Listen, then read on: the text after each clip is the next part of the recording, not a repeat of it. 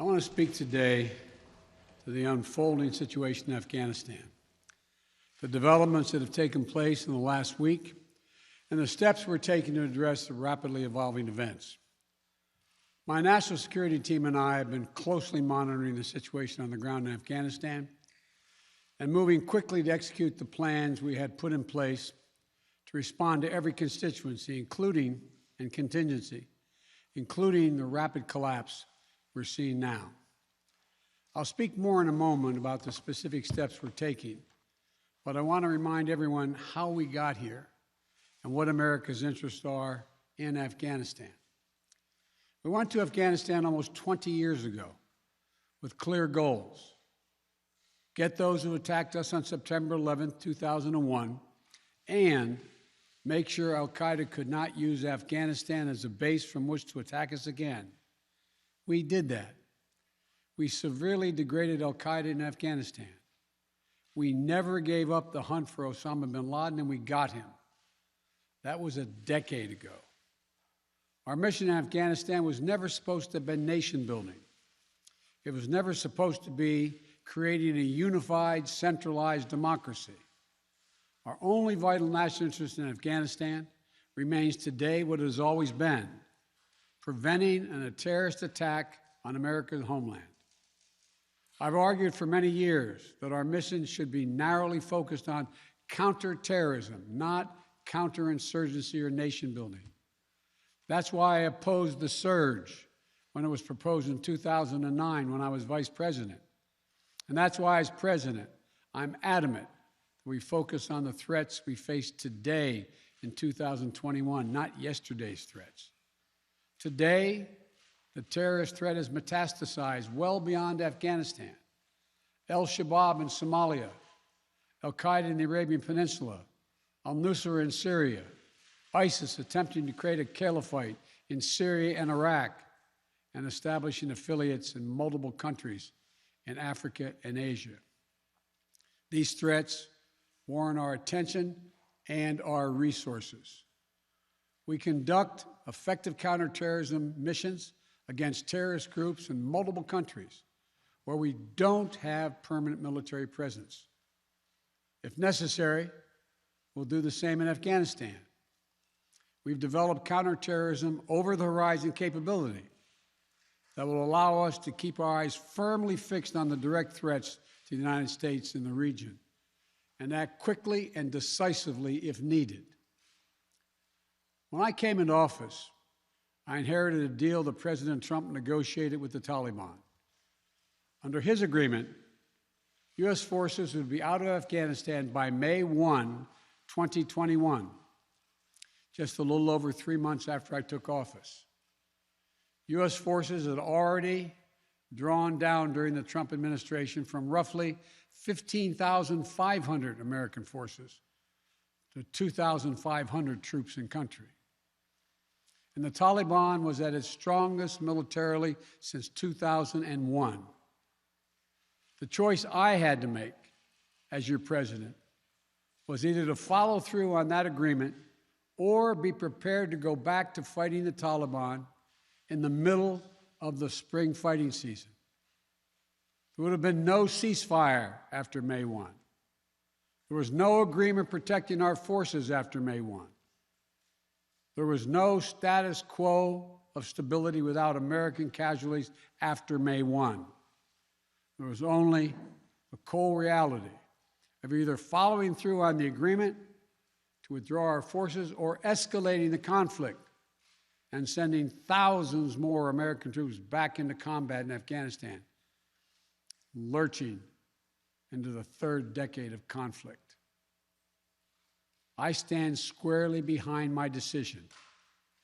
After 20 years, I've learned the hard way that there was never a good time to withdraw U.S. forces. That's why we're still there. We were clear-eyed about the risks. We planned for every contingency, but I always promised the American people that I would be straight with you. The truth is, this did unfold more quickly than we had anticipated. So what's happened? Afghanistan political leaders gave up and fled the country.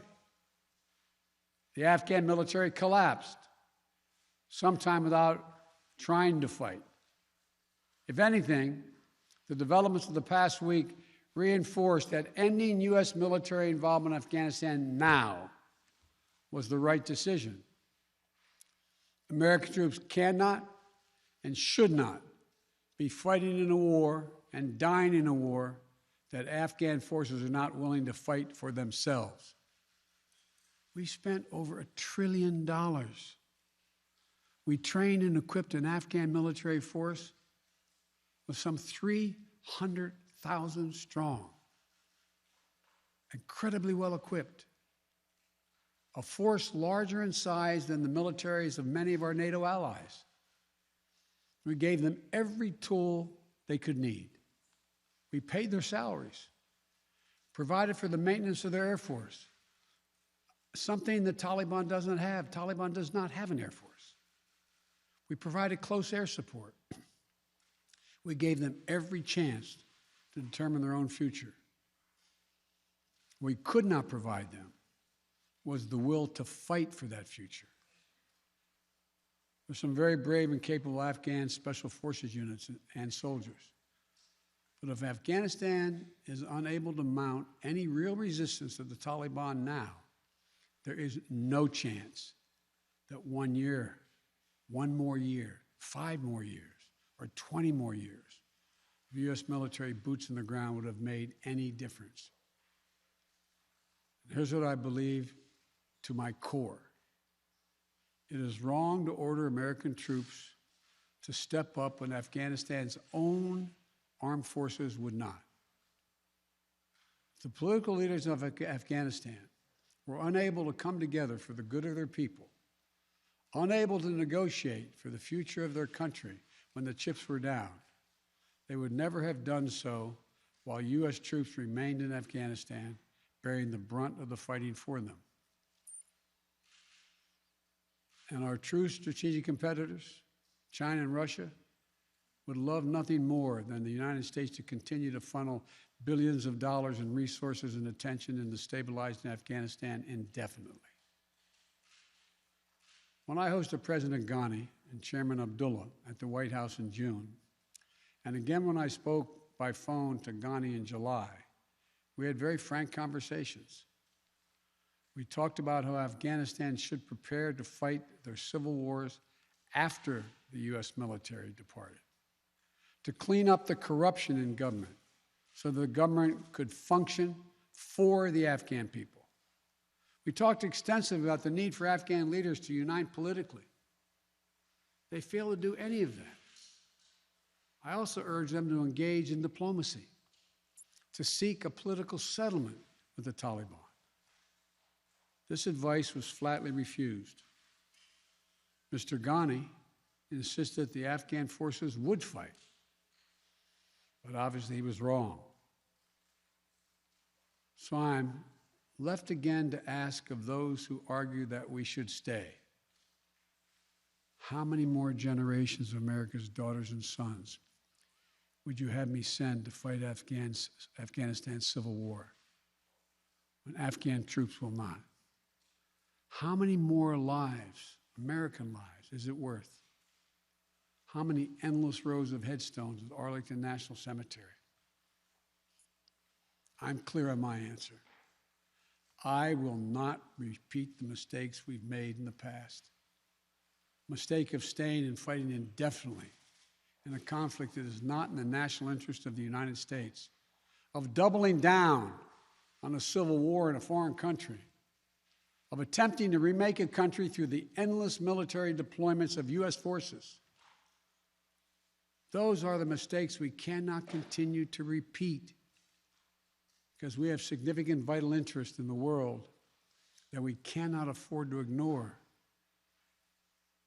I also want to acknowledge how painful this is to so many of us.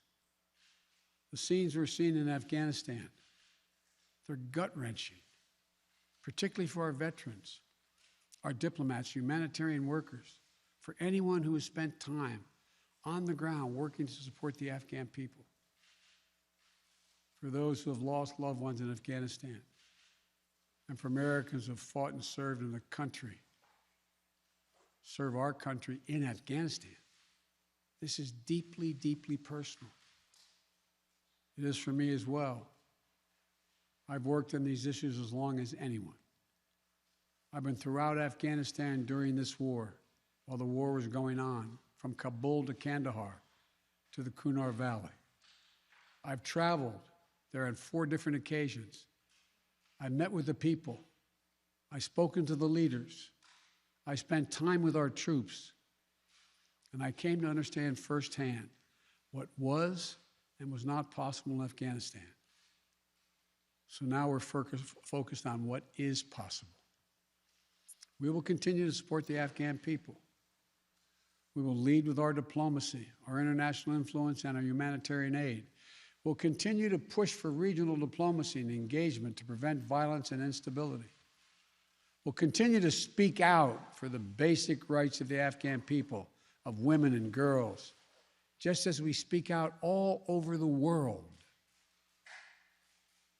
I've been clear that human rights must be the center of our foreign policy, not the periphery. But the way to do it is not through endless military deployments. It's with our diplomacy, our economic tools, and rallying the world to join us. Now, let me lay out the current mission in Afghanistan. I was asked to authorize, and I did, 6,000 U.S. troops to deploy to Afghanistan for the purpose of assisting in the departure of U.S. and allied civilian personnel from Afghanistan, and to evacuate our Afghan allies and vulnerable Afghans to safety outside of Afghanistan. Our troops are working to secure the airfield and to ensure continued operation of both the civilian and military flights. We're taking over air traffic control. We have safely shut down our embassy and transferred our diplomats. Our diplomatic presence is now consolidated at the airport as well. Over the coming days, we intend to transport out thousands of American citizens who have been living and working in Afghanistan. We'll also continue to support the safe departure of civilian personnel, the civilian personnel of our allies who are still serving in Afghanistan. Operation Allies Refugee, which I announced back in July, has already moved 2,000 Afghans who are eligible for special immigration visas and their families to the United States. In the coming days, the U.S. military will provide assistance to move more SIV-eligible Afghans and their families out of Afghanistan. We're also expanding refugee access to cover other vulnerable Afghans who worked for our embassy, U.S. non-governmental agencies, or U.S. non-governmental organizations, and Afghans who otherwise are at great risk, in U.S. news agencies. I know there are concerns about why we did not begin evacuating Afghans civilians sooner. Part of the answer is some of the Afghans did not want to leave earlier, still hopeful for their country. And part of it because the Afghan government and its supporters discouraged us from organizing a mass exodus to avoid triggering, as they said, a crisis of confidence. American troops are performing this mission as professionally and as effectively as they always do, but it is not without risks. As we carry out this departure, we have made it clear to the Taliban, if they attack our personnel or disrupt our operation, the U.S. presence will be swift and the response will be swift and forceful. We will defend our people with devastating force if necessary. Our current military mission will be short in time, limited in scope, and focused in its objectives. Get our people and our allies to safety as quickly as possible. And once we have completed this mission, we will conclude our military withdrawal. We will end America's longest war after 20 long years of bloodshed. The events we're seeing now are sadly proof that no amount of military force would ever deliver a stable, united, secure Afghanistan, as known in history as the graveyard of empires. What's happening now could just as easily happen 5 years ago or 15 years in the future. We have to be honest. Our mission in Afghanistan is taking many missteps, made many missteps over the past 2 decades. I'm now the 4th American president to preside over war in Afghanistan. 2 Democrats and 2 Republicans. I will not pass this responsibility on to a 5th president. I will not mislead the American people by claiming that just a little more time in Afghanistan will make all the difference. Nor will I shrink from my share of responsibility for where we are today and how we must move forward from here. I am President of the United States of America, and the buck stops with me. I'm deeply saddened by the facts we now face. But I do not regret my decision to end America's warfighting in Afghanistan and maintain a laser focus on our counterterrorism missions there and other parts of the world. Our mission to degrade the terrorist threat of al-Qaeda in Afghanistan and kill Osama bin Laden was a success. Our decades-long effort to overcome centuries of history and permanently change and remake Afghanistan was not, and I wrote and believed it never could be. I cannot and will not ask our troops to fight on endlessly in another country's civil war, taking casualties, suffering life-shattering injuries, leaving families broken by grief and loss. This is not in our national security interest. It is not what the American people want. It is not what our troops, who have sacrificed so much over the past 2 decades, deserve. I made a commitment to the American people when I ran for president that I would bring America's military involvement in Afghanistan to an end. While it's been hard and messy, and yes, far from perfect, I've honored that commitment. More importantly, I made a commitment to the brave men and women who serve this nation that I wasn't going to ask them to continue to risk their lives in a military action that should have ended long ago. Our leaders did that in Vietnam when I got here as a young man. I will not do it in Afghanistan.